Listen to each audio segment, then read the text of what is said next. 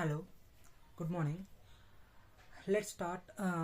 This is a revision series of CA Final Auditing, Advanced Auditing Professional Ethics, and let's discuss about the standards on auditing. So I will be not going in a series of starting from SQC 1 to SCA 700 series. I will be starting random standards on auditing revision so that those standards which are very important from the CA final point of view has been taken for revision. Let's start SA 500 series because ICA has been asking more questions on SA 500 series, in-depth questions. Let's take one standard, that is SA 500. SA 500, the name of the standard is Audit Evidence. SA 500. So while discussing about audit evidence, what is the meaning of audit evidence? Audit evidence is nothing but information that is collected by the auditor for the purpose of arriving at the conclusions on which the audit evidence is based. This is nothing but audit opinion is based. Audit opinion is based. This is nothing but audit evidence. So when we discuss the thing, objective, what is the objective of the auditor in respect of this one? The auditor has to obtain sufficient and appropriate audit evidence to express his opinion whether the financial statements as a whole are free from material misstatements. Means in arriving at the conclusions whether the financial statements has not been materially misstated, he has to obtain what? He has to obtain audit evidence. That too, he has to obtain sufficient and appropriate audit evidence. We will discuss regarding the sufficient, whether the audit evidence is sufficient and appropriate. We will discuss later. Then we will go into the definition of audit evidence. Then what includes audit evidence? Audit evidence includes two things, that is audit evidence includes accounting records information and other information. What is accounting records information? Accounting records information means nothing but information that is related to accounting records, that is subsidiary accounts, subsidiary ledgers, general ledgers, supporting records, invoices, contracts, documents, and discussions, documents. All this comes under accounting records information. And adjustment that has been made for journal entries that are not reflected in journal entries, adjustment that have been made to financial statements that are not reflected in journal entries. All these are nothing but accounting information, accounting records information. Second one is other information. What is other information? Other information includes information that is not included in accounting records information. It includes minutes of meetings of the audit committees. Second one is discussions with the management. And other information also includes what we say, information which is required by the auditor for the purpose of audit evidence. It can be external confirmation from third parties, confirmation from debtors, creditors. These are nothing but other information. Now we will discuss about types of audit evidence. What are the types of audit evidence? So in order to know about the types of audit evidence, we have to segregate the audit evidence into two categories. That is, based upon the nature, the type can be decided, and based upon the source, type can be decided. While discussing about the nature of audit evidence, this is divided into three categories. Obviously three categories. That is, nature can be documentary audit evidence. Documentary audit evidence is audit evidence that has been obtained in the documented format. That is, fixed deposit receipts is a documentary audit evidence, and fixed asset title deeds is a documentary audit evidence. And if you take into consideration fixed deposit receipts and fixed assets title deeds, these are nothing but documentary audit evidence. Second one is oral audit evidence. Oral audit evidence is nothing but audit evidence regarding discussions with the management, discussions with the audit committees. These are nothing but oral audit evidence. Third one is physical audit evidence or material audit. This is physical audit evidence. Physical audit evidence means physical verification of inventory. This is nothing but physical audit evidence. Next, based upon the source from where it has been collected, audit evidence is categorized into three categories. Those are Internal audit evidence. Internal audit evidence. Internal audit evidence is audit evidence that has been collected internally within the entity. That is nothing but internal audit evidence. It can be internal audit evidence. Most of the audit evidence can be that the auditor collects will be internal audit evidence. If it is mostly of the internal audit evidence, then auditor has to take into consideration whether the controls of the management are operating effectively. Second one is external audit evidence. External audit evidence is the audit evidence that has been collected from outside the entity. Then it is called as external audit evidence. External audit evidence can be in the nature of confirmation from the debtors, from confirmation of the debtors. External audit evidence is nothing but let's say opinion from the expert regarding valuation of certain fixed assets, certain assets. This is external audit evidence. Third one is complementary audit evidence. Complementary audit evidence is the audit evidence which supports the internal and external audit evidence is complementary audit evidence. Complementary audit evidence. Then this is the types of audit evidence. Now we will discuss about what are the objectives of the auditor. The objectives of the auditor is to obtain sufficient and appropriate audit evidence so that the financial statements as a whole are free from material misstatements. We will discuss about the audit evidence should be reliable and relevant and reliable. We will discuss about sufficient and appropriate audit evidence. What is sufficient and appropriate audit evidence? Sufficiency deals with quantity of audit evidence and appropriate deals with quality of audit evidence. Quantity of audit evidence. So in order to discuss regarding how much quantity of audit evidence is required to be obtained, the auditor has to take into consideration the risk of material misstatements involved, and second one is the controls that are operating in the entity. If the item is material, then auditor has to obtain more audit evidence. If the material item has risk of material misstatements present in the item and that affects the financial statements of the entity, then auditor has to obtain more audit evidence. And if the item is immaterial or not material to the financial statements, then auditor has to obtain less audit evidence. And if the item doesn't consist of material misstatements, then risk of material misstatements, then auditor has to obtain less audit evidence.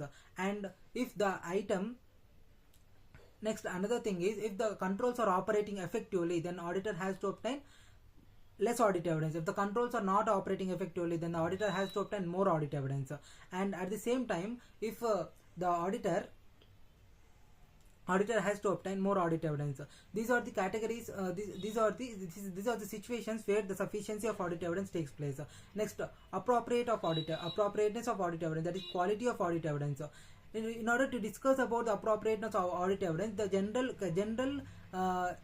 categorizations regarding appropriateness are: first one is original audit evidence is more reliable than quality of audit evidence. The auditor has to obtain qualitative audit evidence, qualitative information as an audit evidence.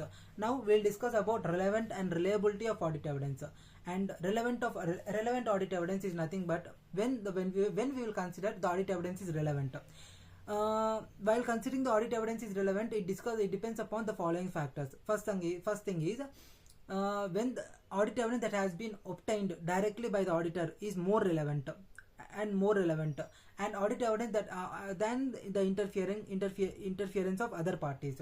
Second one is audit evidence obtained from the third party is more reliable. That is external confirmation. So audit evidence obtained in the documentary written format is more reliable than oral audit evidence. Original audit evidence is more relevant than photocopies, facsimiles or any other type of soft copies. This is more relevant. And reliable audit evidence that has been obtained from the third parties is more reliable than audit evidence obtained from the internal management of the entity. Next, this is relevance and reliability of audit evidence. Now we will talk about we'll talk about what are the we have discussed objectives of the auditor. We have discussed types of audit evidence. We have discussed what includes audit evidence, what is the definition of audit evidence, and sufficiency and appropriateness of audit evidence, and we have also discussed for sixth point what we have discussed. We have also discussed relevance and reliability of audit evidence. Next we will discuss about management expert concept.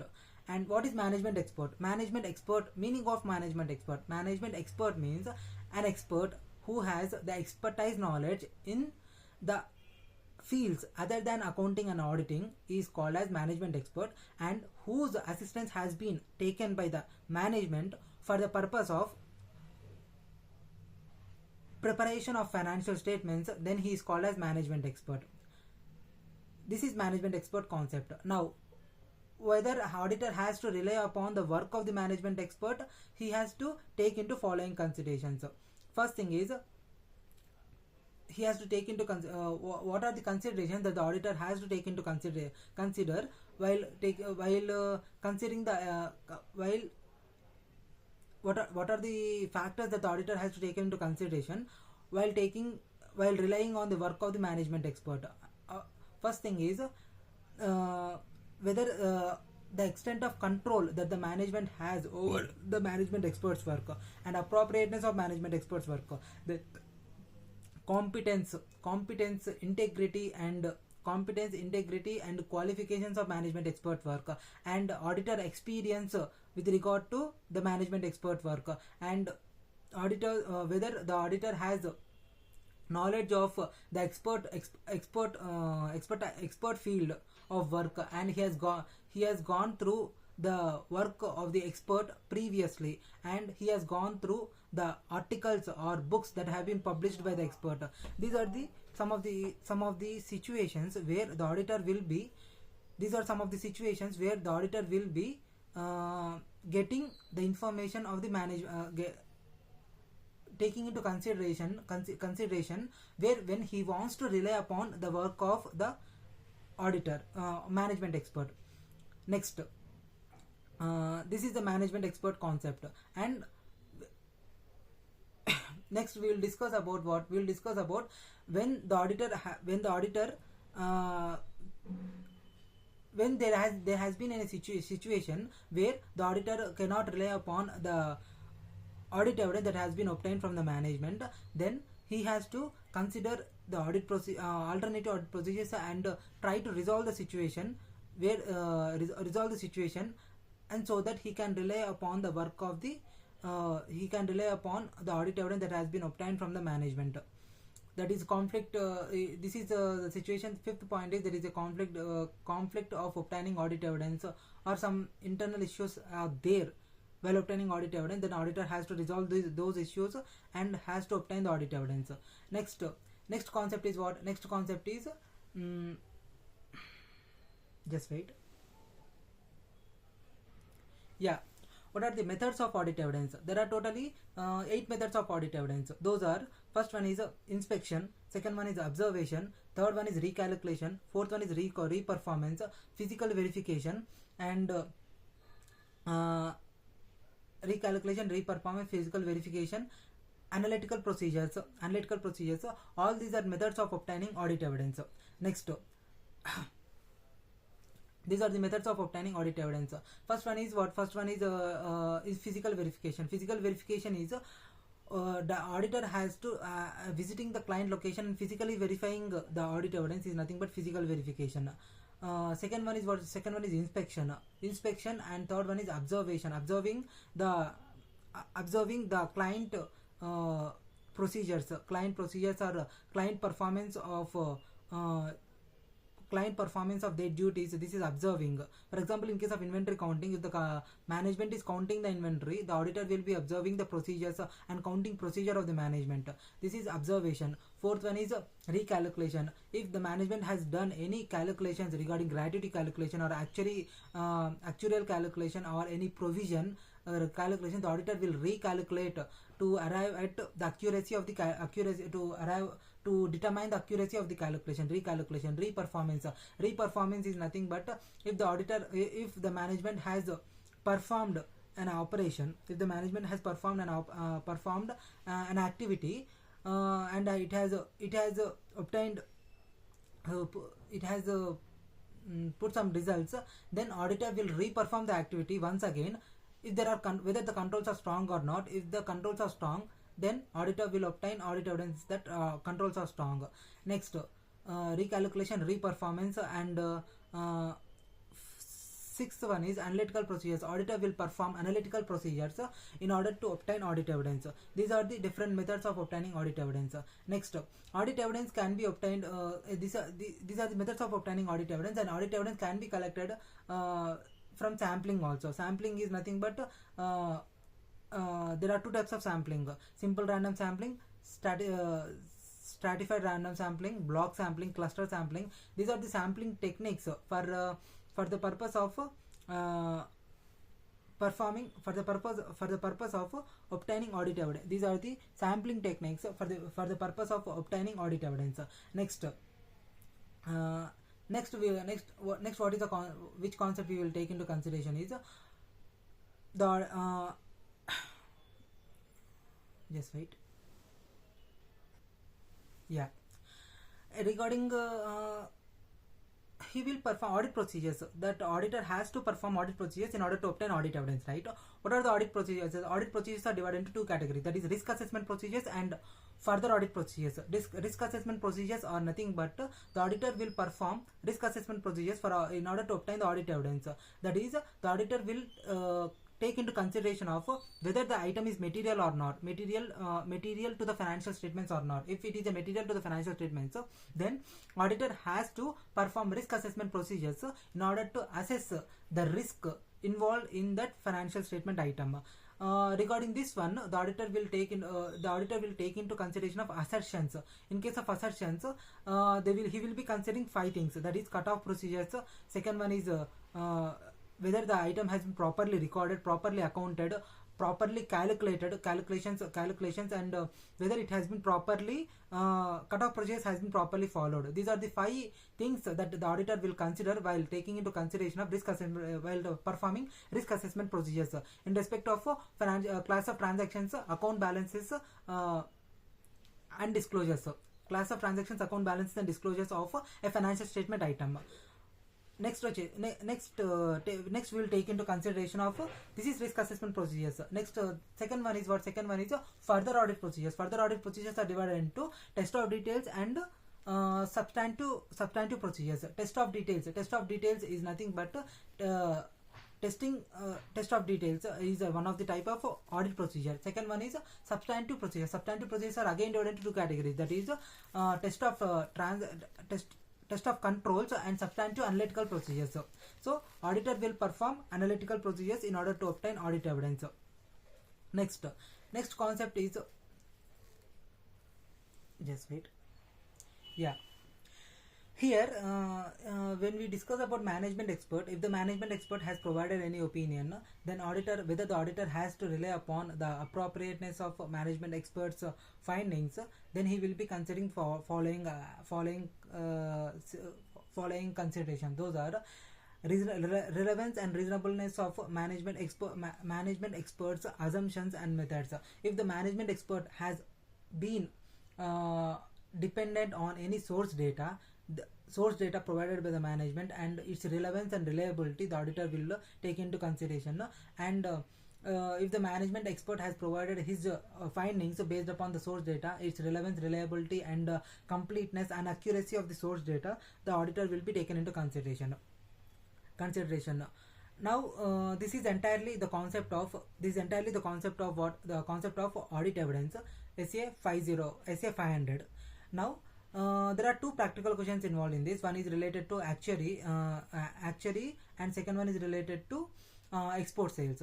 Regarding actuary has provided calculated actuarial calculations by taking into consideration of the age as 65, retiring age as 65 years, where the actual retiring age is 60 years, where management has been planning to make the retiring age from 60 years to 65 years, but the actuary has not properly followed the procedures, and the actuary has not properly followed the procedures and has provided the audit findings, expert findings, by taking into consideration of actual age as 65 years, retiring age as 65 years. So here the 3 points we need to consider. First thing is the relevance and reliability of reasonableness and relevance and reasonableness of expert findings. If the expert findings are depend upon any source data, relevance and reasonableness of source data, and if he has provided any findings based upon the source data, relevance, reliability, and accuracy and completeness of source data. Conclusion is that actuary has not followed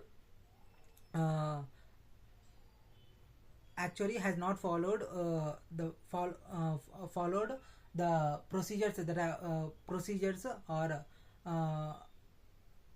accurate assumptions and methods that have been used by the actuary are not reliable and accurate while relying on the work of the appropriateness of work of the management expert. Next concept is in case of export sales.